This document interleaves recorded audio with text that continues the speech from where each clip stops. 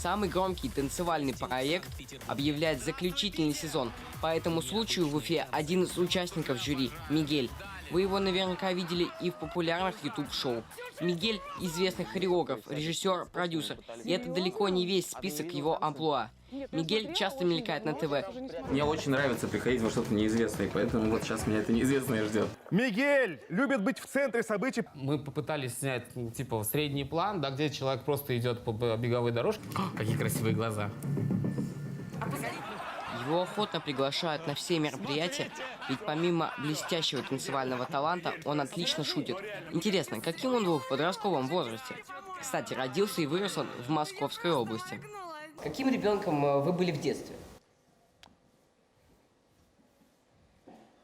Ну, очень танцевальным, я помню. Открытым, свободным, прикольным. Я себе нравился в детстве. А за что могли наругать родители? Меня? Да. Меня очень редко ругали родители. Ну, я постарался максимально быть с ними откровенен во всем, и поэтому редко. Ну, конечно, были случаи, которые меня учили чему-то, там, как я соврал где-то, меня поругали, там, я пришел поздно, меня поругали. То есть были разные детские случаи, но так сильно прям нет, ни за что. Еще, что бы вы выбрали? Сосредотачиваться на чем-то одном или пробовать в жизни все? Слушать свое сердце. То есть, что? То есть вот каждому Что человеку, хочешь, то- каждому человеку свое абсолютно. С чем связан ваш приезд в Уфу?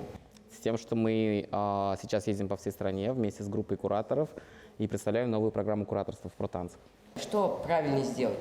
Получается, сосредоточиться на учебе, на школьной программе, идти в универ и хорошо учиться? Вот, мне кажется, планы для каждого должны быть в жизни индивидуальные. Так же, как и индивидуально каждый человек, который на этом земле присутствует. Поэтому так. Все, спасибо. Спасибо.